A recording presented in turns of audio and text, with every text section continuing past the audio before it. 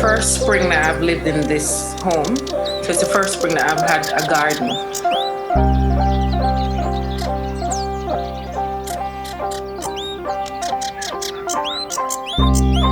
They were just learning like that. Every week it was like, oh my God, that's another fruit tree. That's this plant.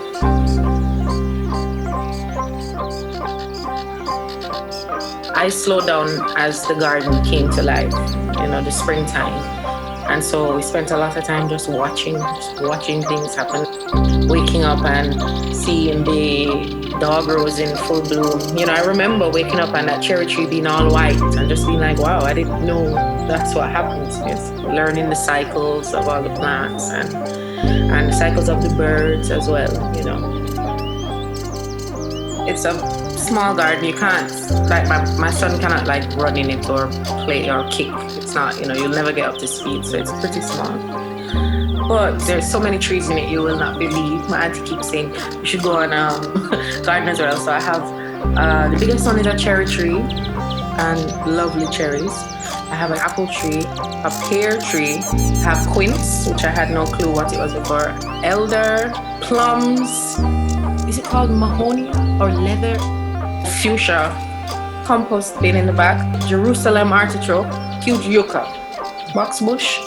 Oh, and I have red currants. I have grapes. That was a big one for me moving in.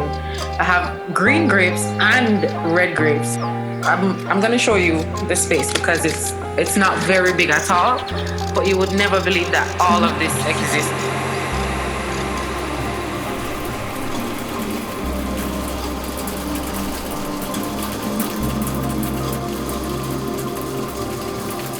It is very covered and you can feel lost, like you're not in the middle of the city.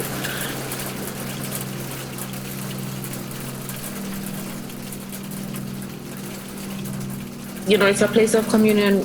When we started the year and I had all my family out there, it's a place of communion in that way. And when my son's friends are here and I know everyone's fine, they feed them and send them outside. They're good, they're making their memories. They're playing with a Nerf gun, digging in the dirt or, playing in the water tank, breaking it. One of the first things they did when we moved in. So I think for lockdown specifically, it's a place where I think of as, he and I, that's our oasis. That was our sweet place during it all. Because I had nothing else to do, I was in the garden a lot. I could tell you that there are 9 different birds I've seen and I can identify each of them. And even if there was no lockdown, I'd have enjoyed having the garden. But would I ever have taken the time or have had the time or sitting in the garden all day to just recognize that there were different birds? I was having a great little time watching 2 birds, thinking, oh my gosh, they're so cute. They're just so cute playing with each other. I would actually sent the video to one of my bird friends. She was like, no, that's Donnock's mating. And that one is poking her butt so the sperm will leave so he can, So it's all innocent. And when you look at it, but actually, there's nothing different to what we're doing. After watching them for a while, I learned that they're polyandrous. The females have many mating partners, and I love that. I'm like, these are my heroes, though. These are my harrowing birds. This is who, when I come back in another life, I want to be a female Donnock. For me, a lot of the lockdown was this side in the back as opposed to the front, and kind of learning about the own space that I have. And I didn't take it for granted, because if it was a year before, I would have been locked down in a tiny flat with my son. So the Black and Green project, it came out of Ujima Radio in Bristol, so a community radio station where I was a volunteer, and along with Jasmine Ketiboa Foley, we were both Black and Green ambassadors tasked with working across diverse communities and organizations in Bristol to address the climate crisis and environmental injustice. So very soon, the Black and Green project is about to relaunch with 3 new ambassadors who will kind of continue amplifying inclusion in environmental and social justice issues. And, you know, it's a project that also works to develop a generation of leaders in green issues, but also social justice. We approach Black and Green in terms of we find things that are culturally interesting or geographically interesting, like, hey, look, birds from West Africa. Someone might come just because that's where they're from, you know? So I think it's finding those other connections that also exist that we don't always focus on, because then we kind of widen the reach and the pull, you know, of who we might touch, but who also might come into the fold because of that. We talk about race a lot, but I think especially with how Black and Green is, that project is going to start talking about class a lot, because we find that these are, you know, they are, yes, we highlight race, but definitely, especially in England, like issues of land and environment are mainly class. It's like the aristocracy and everyone else, right?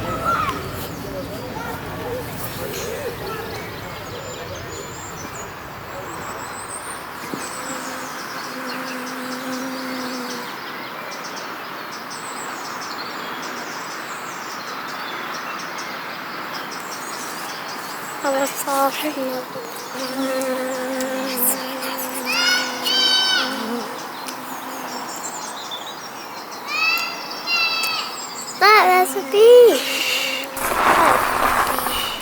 It was my ambition to do a gig in every village hall in Britain, and that was going along quite nicely, and then it all went. Oh no.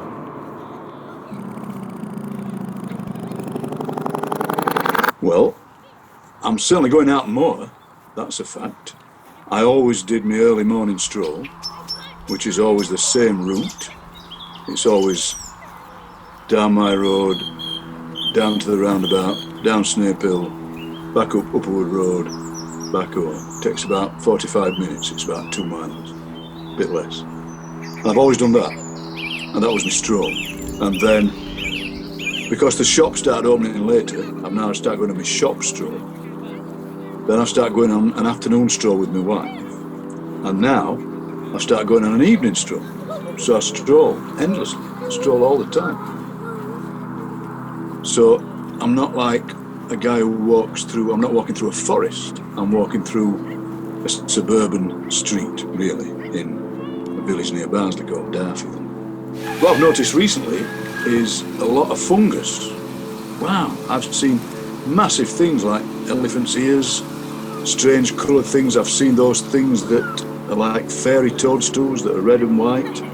I saw this spectacular crop of mushrooms at the bottom of a tree recently that looked fantastic, and I had this vague memory of seeing Hugh Fearnley-Whittingstall cutting some off on a television programme and cooking them. I went to the bank of Twitter and I put a picture of them on. I said, "Can you eat these?" And people said, "Only once." And people kept sending emojis of me being sick, green sick, so apparently not. I've seen things that I think are badgers, mice, frogs, rats, and they all turn out to be leaves. They're all leaves. So I'll be walking down the street and I'll say, "God, I've just seen a badger." And then I'll get close to it and it's a leaf blown in the wind. And then, this sounds strange, but it's true, I had a sudden memory of writing a poem in the 80s about the same thing, because we've lived in this house for 35 years, and I've always walked up and down the street. And I remember, and then I found this line of a poem that said, "Blown leaves become frogs, crabs. I thought, blimey, nothing's changed. I think when I go on my afternoon stroll, me and my wife often walk down this path that used to lead to the local pit, Open Main Colliery, and my mate's dad always said he saw a mandrake, one of those plants that when you pick it up it screams, and that was a big tail. There's this mandrake down the bridle path. So when I've got on some of my strolls, I've looked for the mandrake, trying to recapture some kind of lost youth. Me and my mates used to pretend we'd found the mandrake. We go, look, here's the mandrake. And it was a dandelion. We didn't know what these plants were. We go, look, pick it up, it'll scream. Did you hear it? It was faint. You know, and so I think that's what I'm seeing in a way. I'm seeing real nature, but I'm also seeing kind of legendary nature, if you like, and imaginary nature, and made up nature.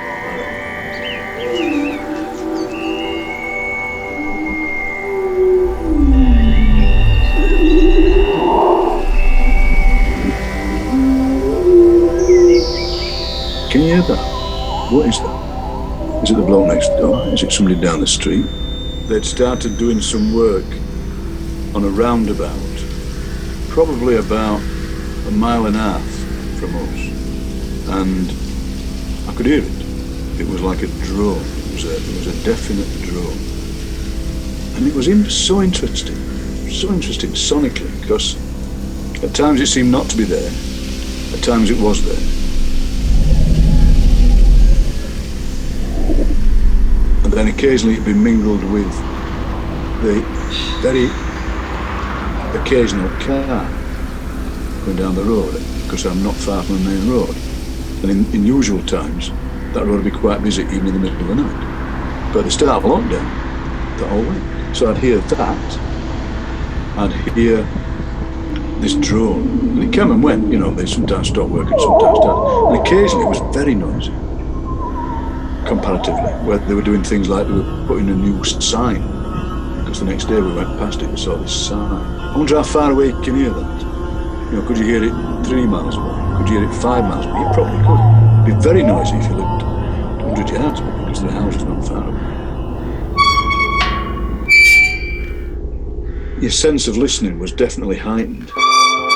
And whether that'll grow in the telling, you know, whether people say you couldn't hear a thing, you know, in years to come they'll talk about those early days and say, completely silent. And it wasn't really, but certainly, yeah. But the main noise for me was that drone, most definitely. I absolutely love having to pound my brain to think of something new to see on this wall. So you'll be walking along and you'll see something and a line will occur to you and you've got no idea where that line comes from and it's just been presented to you. That's what happens, isn't it? That's the mystery of making art. And some bits you can explain, but some bits you can't. The mystery of it is the thing that you want to happen a lot. And sometimes you can kind of force it. That's what I'm trying to do on these morning walks. I'm trying to force my brain to come up with something new. I often talk about the best thing I ever saw, which was a man in a high-vis jacket walking past a man in a camouflage jacket. And they cancelled each other out. It was just the most perfect thing. It was like an eclipse. It was beautiful.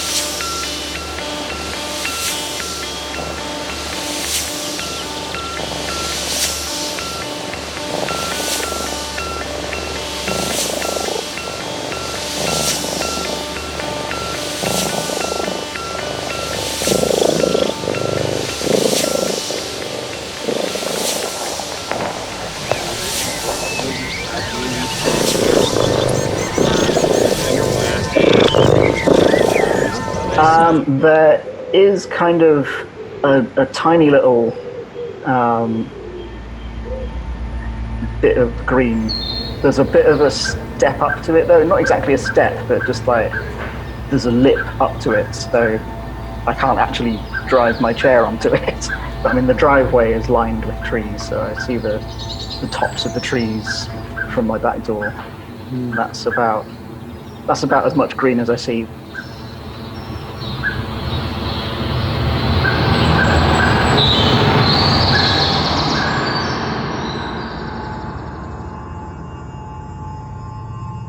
Aesthetically, I can see why green spaces are like wonderful to be in, but I don't tend to just go there for a wander. And especially right now with lockdown, I'm not doing that at all because I'm in the high risk category. So I've been shielding since March, and I haven't been anywhere.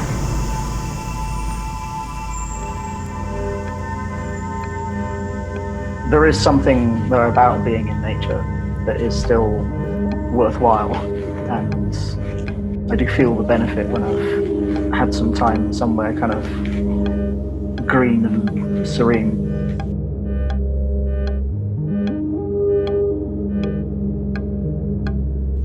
If I thought about it, I would probably miss it, but I'm kind of trying to adapt to this, and I don't have a deadline in mind of when I expect the situation to change. So I'm not kind of going, oh yeah, just another couple of months and I can go to the park or something. I'm not like setting any expectations so that I'm not kind of going to be devastated when it lasts longer than that.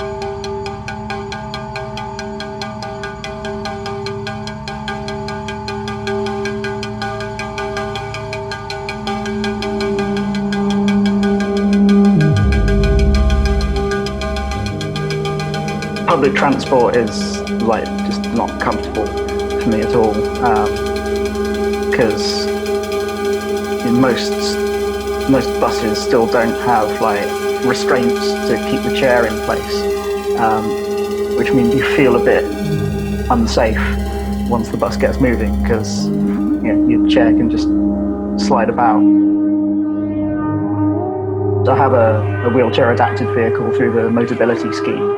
I don't drive it, it's just adapted for me as a passenger, which means I need to get someone to drive me if I want to go anywhere.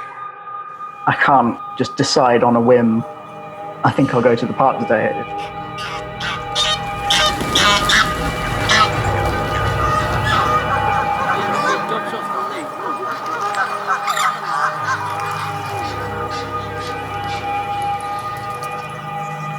At the moment, I'm fairly kind of adapted to staying at home, and I suppose like I'm reading a lot, and I suppose a fair amount of what I'm reading is often kind of set in imaginary rural spaces. I mean, I've been like listening to a radio adaptation of Lord of the Rings at the moment, which is full of greenery, or reading some classic murder mysteries where the body turns up in lovely meadow or something. So I suppose I'm living vicariously through books at the moment. When I was told, we said, I know. I said, we'll put it on the leaflet. Recently, I got a book of Basho haiku, which I read through the whole thing, and read one, close your eyes, visualize the scene that's being described, and kind of ruminate on it.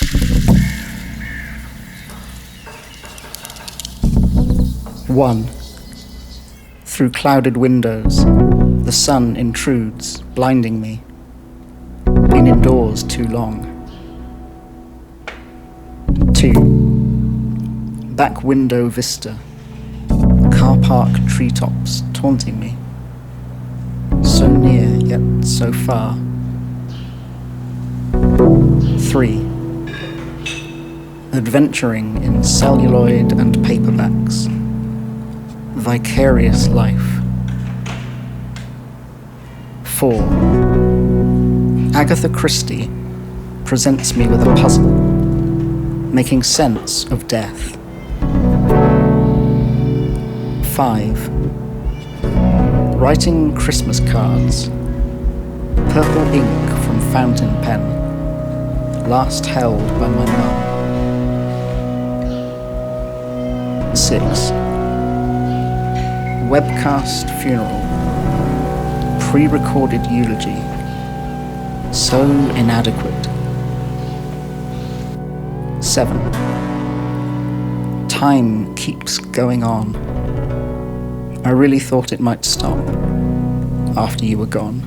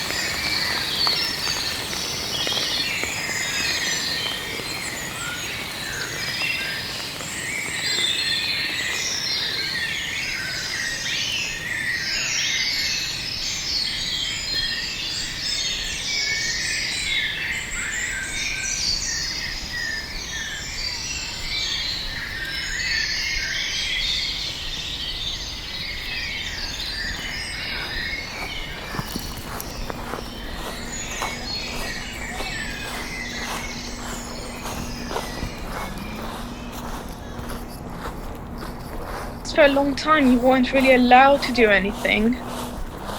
You were only allowed to go out for exercise or to buy food, and in a way the allotment was like a combination of both, because you were kind of exercising in the open air, but also you would bring on produce rather than going and queuing up to a store that you don't know, how it's going to be there or what's going to be on the shelf.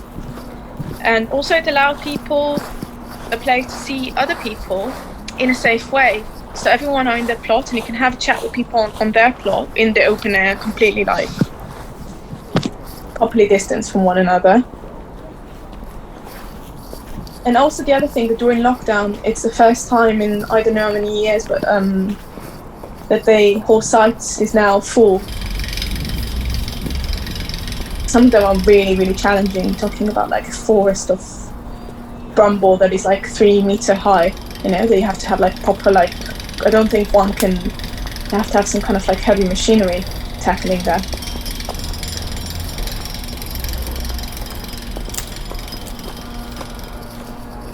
So you kind of eat what the plot gives you, rather than you go to the supermarket and say, I quite fancy broccoli this evening. I haven't eaten broccoli until like last week, because that wasn't something that came out during this time.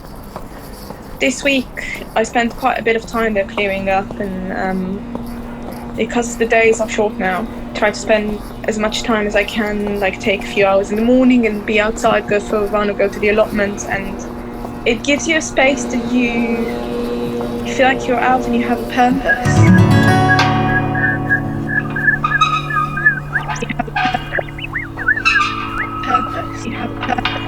mean, the allotment is generally very quiet, and it does feel like you get there and it feels almost removed from London life, although you can see all these kind of weird buildings in the background that look a bit like they're in Berlin rather than North London.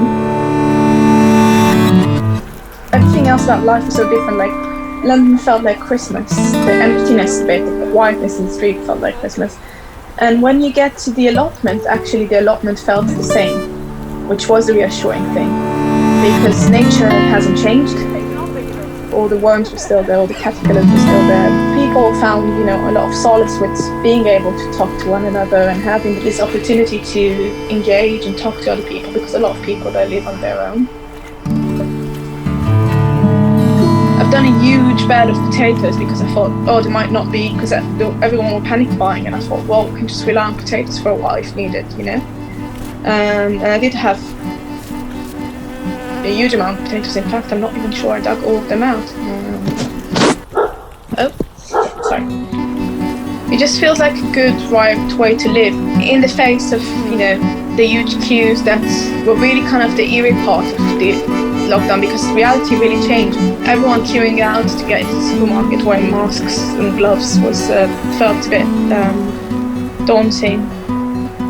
And quite often that I would cycle to the allotment, I would cycle by that queue, and I would know that I'm going to harvest whatever I had there. I mean, in the beginning of lockdown it wasn't much because it was very early spring, but there were already some things that I could harvest. Stressful. This experience of going to the supermarket was incredibly stressful. Then going to the allotment was completely the opposite of that. It was very soothing. It always made me happy even at that time.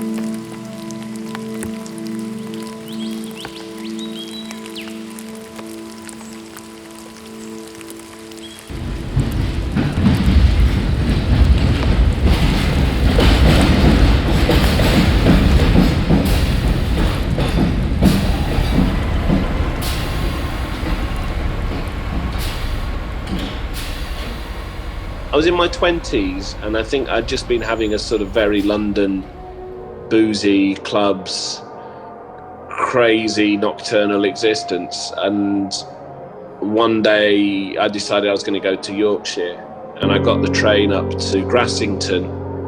And I remember walking up from the train station up a hill, and it was in May, and just all of the birds, and there was wildflowers, and the trees were coming out, and there was a sheep, and that smell of short grass and sheep shit that you get in Yorkshire and when you're walking up to the moors. And I just felt high off it. It was just so astounding and beautiful and exciting.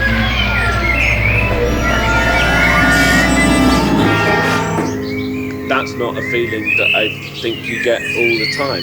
I think as you get older, unfortunately, whether it's art or nature or whatever, your emotional response gets a little dulled by experience. Maybe that's just me. At first, when the lockdown was more of an actual lockdown, and you couldn't really go anywhere, what you had the sort of hour maximum, wasn't it? And this is the strange thing, because memory is totally distorted by this whole process. My memory is telling me the park, even our local park, was locked, and I think that's true, and I've just forgotten that until we started talking. I go a lot in normal times, yet I found it very difficult to motivate myself to get outside. And I think that's very telling. If people, even people who are kind of into this stuff already aren't feeling motivated, then how is it impacting everybody else people who haven't grown up being encouraged to go out into green space? It was very strange, because even having a walk through the park was difficult all of a sudden, and then you've just got the streets and you're just on this sort of little parade around.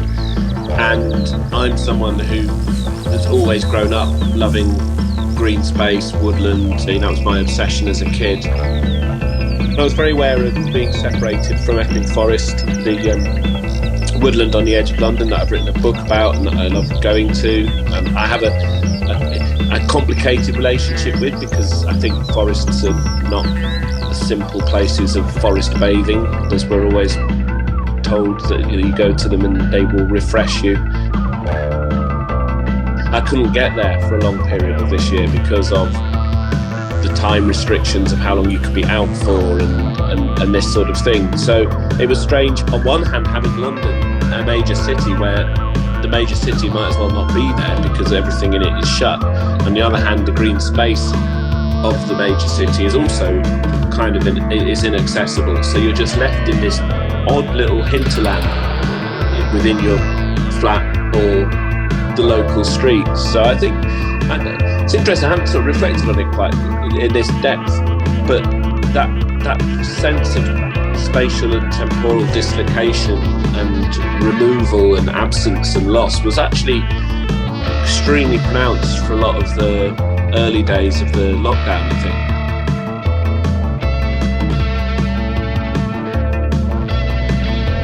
Epping Forest is odd because I have this long-standing personal relationship through my life and then my family stretching back generations before that, and I've researched its history very deeply, so that's obviously going to give you a stronger and stranger connection with a place.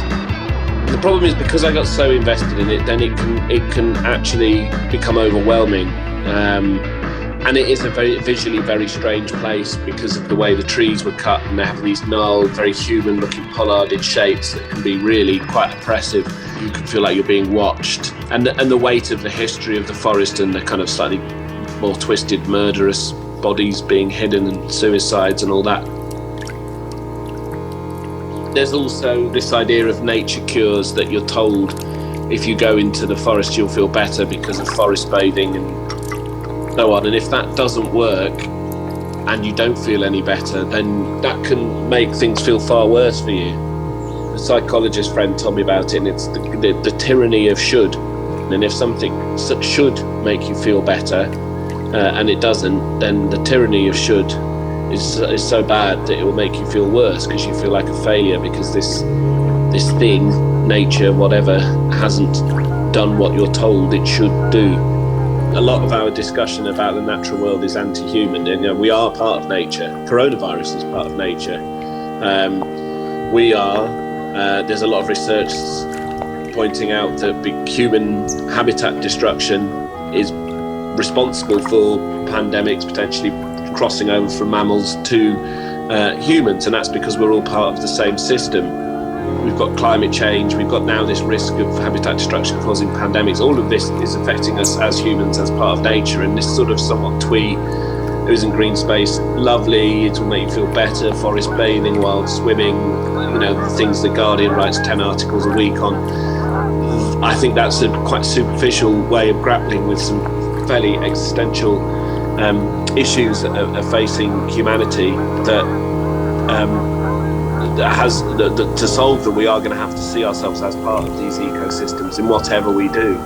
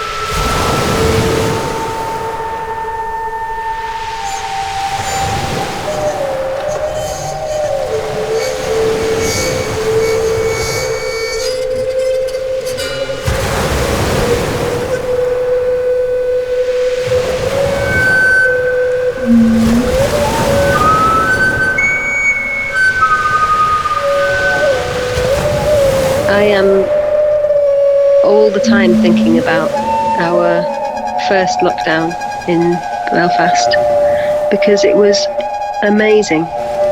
And when I was really lucky to have been there in such a strange year because of our proximity to the sea, and the whole apartment, all of the windows were out onto the sea and just had this amazing light bouncing off the water.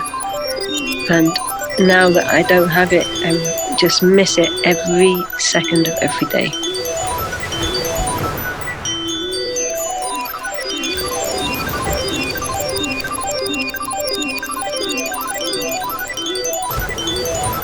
There's something else about running along the coast with naturally formed rock stuff and, you know, different tides and the seaweed forests and coming in and changing the route of our run.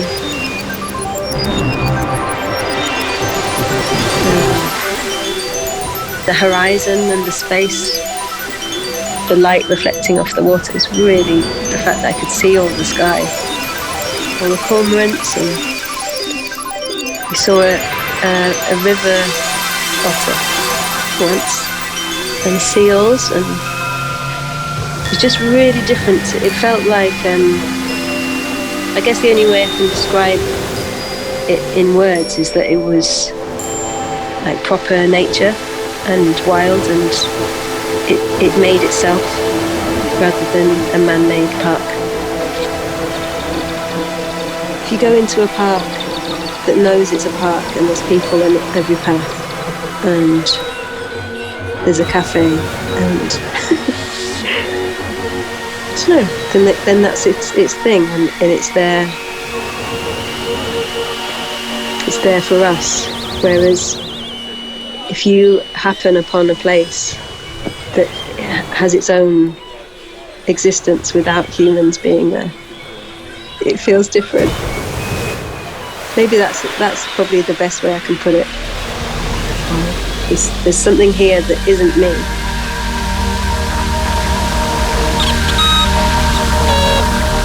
I miss that dialogue with nature and the kind of connection to being part of nature, and to the connection of COVID-19 being part of nature. At one end of the run in Belfast, every day I would talk to COVID-19. Have I told you this? I'm not sure. And I'd say, hello COVID-19. I respect you, and I know that you're part of nature, just doing your job.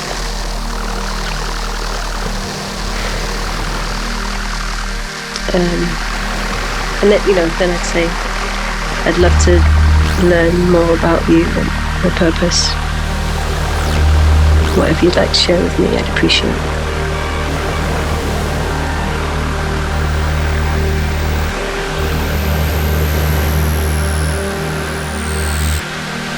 The reality of it is that this is happening, and I'm not in control of it. And COVID-19 isn't some baddie. It's part of nature, and so am I part of nature, and so is the seal or the oyster catcher over there.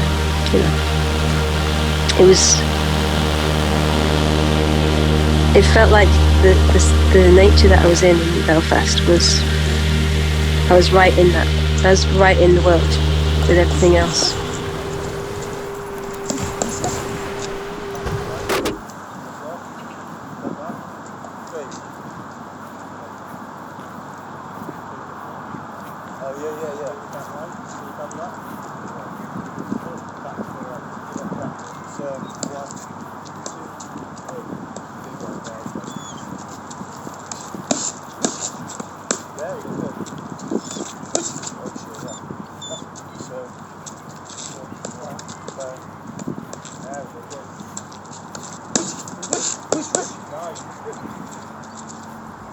What is it? This one, yeah?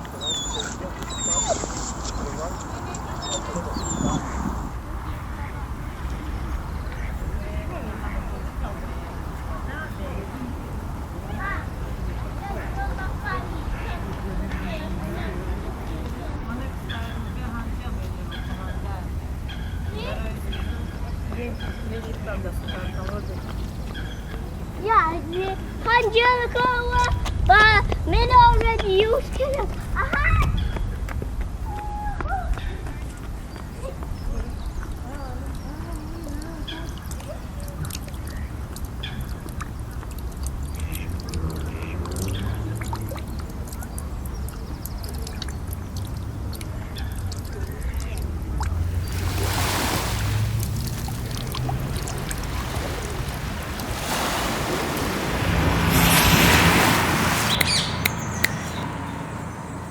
In February, March, around about April, May, I started getting these breathing difficulties. So I was in there every day, just being amongst trees and just listening.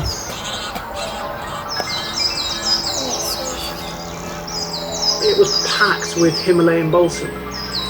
So you'd smell that sickly sweet smell in those flowers that kind of look like orchids a bit. There was always a song thrush, blackbird, you'd also get wrens and crows, magpies and jays, the occasional kingfisher. Me and the kids spent loads of time there walking, and we found this little beach area that I don't know what the council, how they did it, but they just put loads of sand in, and it was a perfect beach for like 3 people. So we spent like most of May, April and May just around that, you know, and it literally felt like we had our own beach.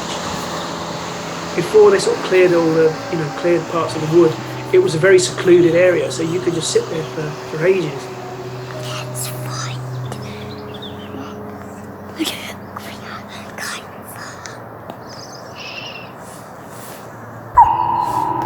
In the distance, you'd hear the M60, the constant that drone of the traffic.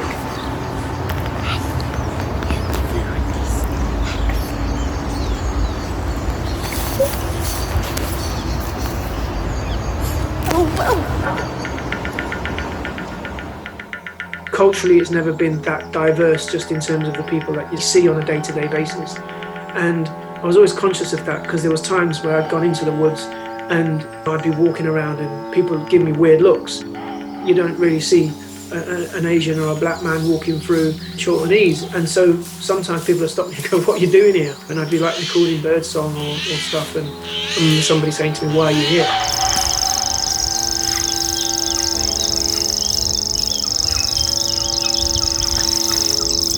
For me, that was always quite poignant, because it was kind of like this sort of perception that nature and natural spaces feel like they're for certain people. I'm conscious that I am a minority because of the colour of my skin in these places. Sometimes I feel that people feel that they can't go to the park, or they can't, because there's something happening there, or it's not a safe space or whatever. It's actually quite a culturally diverse area. But what I found is that the people who kind of occupied the woodland areas are predominantly white, and it's a very white middle class area. And I think a part of it is that they're just so used to that, of seeing the people that look like them, that anyone that comes into that space that doesn't look like them, it shocks them. And I asked him, I said, "What do you think I'm doing here?" Which got his back up, and he was kind of like, no, I'm not, sorry, and it sort of became that kind of apologetic, "Oh, I'm not, and my thing was that I'm here doing what I'm doing, and I'm working here, and I live here, and I'm doing what you're doing here.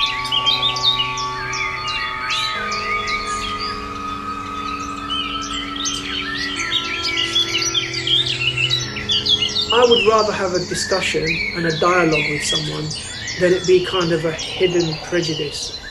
So my thing actually, when I'm doing workshops or if I'm doing performances or whatever, I'll put myself into them positions and places. It's about sort of saying, yeah, there are other people.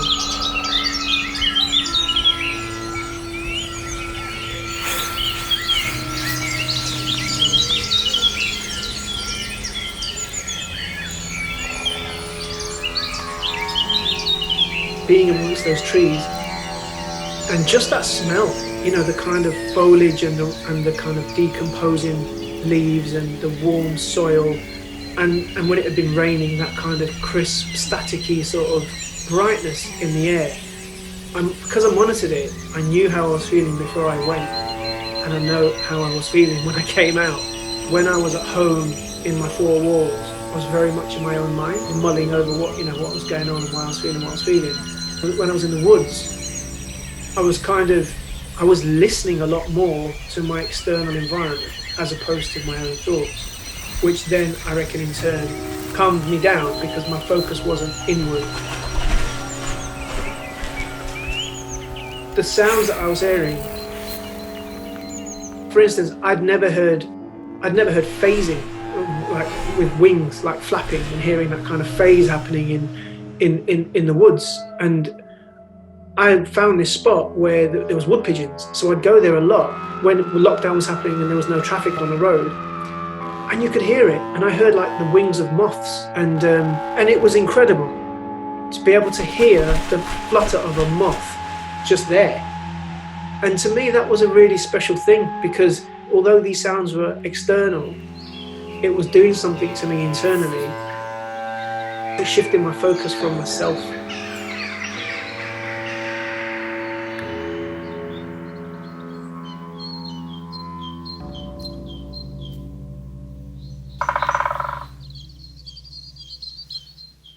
That was a woodpecker, I think.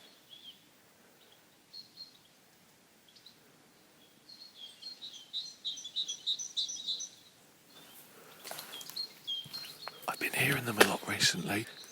I've just never seen one. I still can't see it now. There it goes again.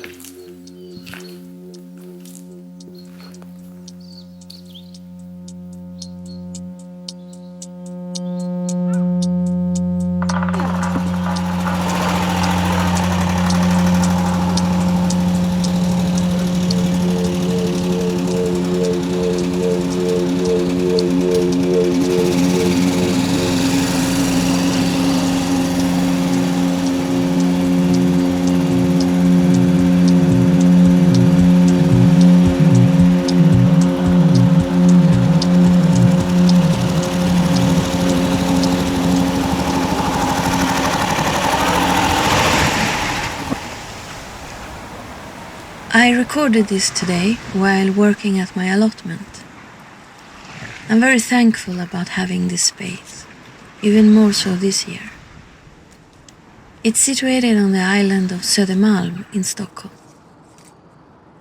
This patch of earth is probably the nearest I will ever get to experience as my place in the world.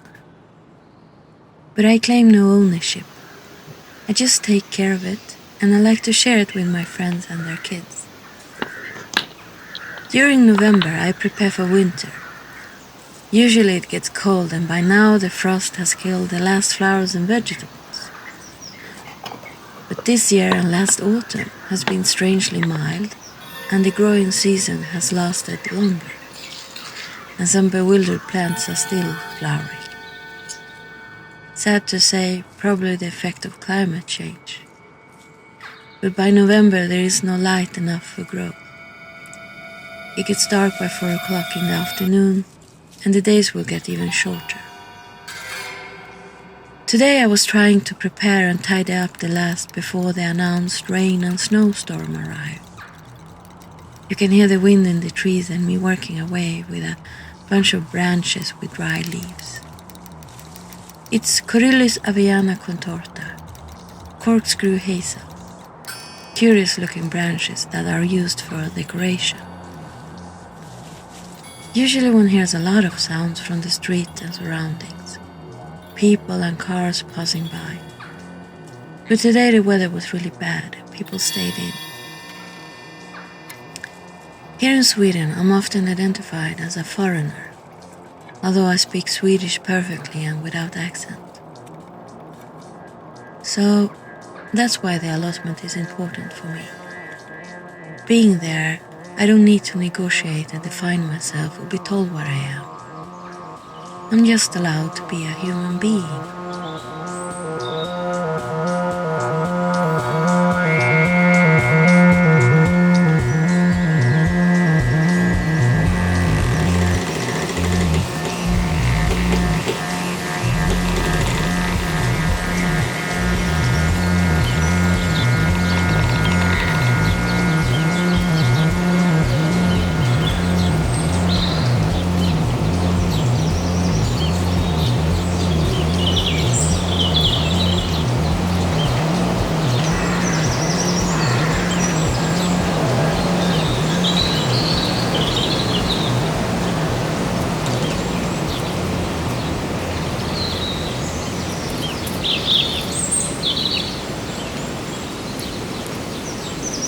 Nature means so much for me, but what I do is not necessarily about that. It's almost like that sort of nature and green spaces and outdoor spaces.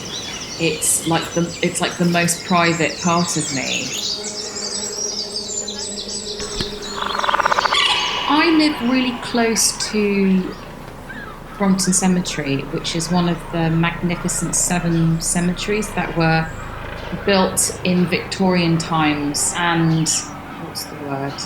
Psychogeographists believe that all of those magnificent 7 cemeteries make up a star, or they make up some kind of a ley line, which I'm completely happy about, And in the middle of Brompton Cemetery, there's this beautiful round chapel, which I reckon they must have had some spooky Victorian things going on in, because there's no, it doesn't point to any denomination. It's completely in the round. And we all know what happens in the round, And actually, during the month of the dead, they have lectures in there, and I've been to lectures on Victorian seances and Victorian ectoplasm, and really, really fascinating.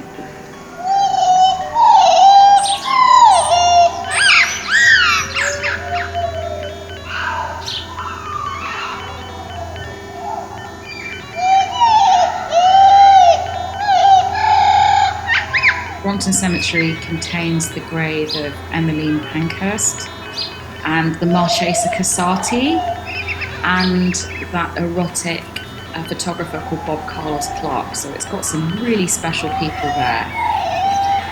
The Coleherne used to be the local leather bar, so people would go from the Coleherne to the cemetery and carry on the party, shall we say. Also this beautiful tomb there, which they call the Time Machine, which no one can find the keys to. It looks like a Phileas Fogg kind of Egyptian fantasia. I love it. I've shot videos, although I should probably keep that down.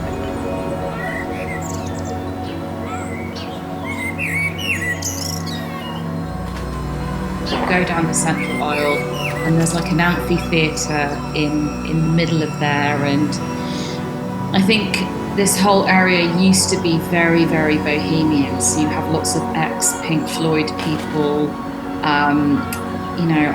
I've seen Nick Rhodes from Duran Duran walk around there. It was very cool. There is something that I find inherently so peaceful. If I'm in a really bad place, or if I'm panicked, or I'm in a really bad place in my head, there's something about just going there and sitting there. It's gorgeous. So that's been a huge solace to me.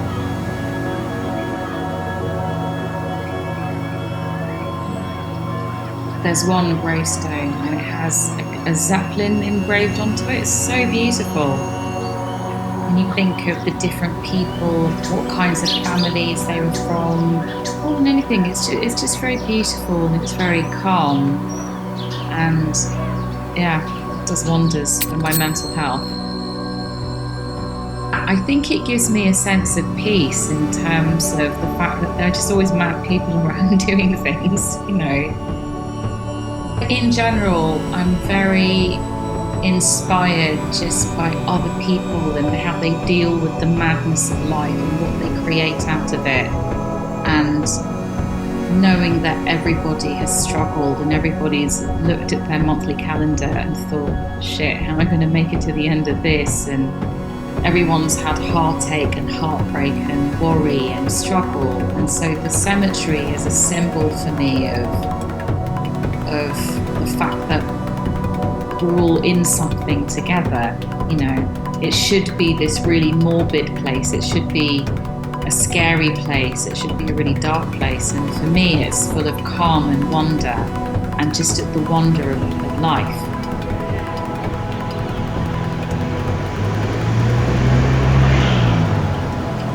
I need to actually just pass my bloody driving test and just go out more, because, you know, I forget how important it is.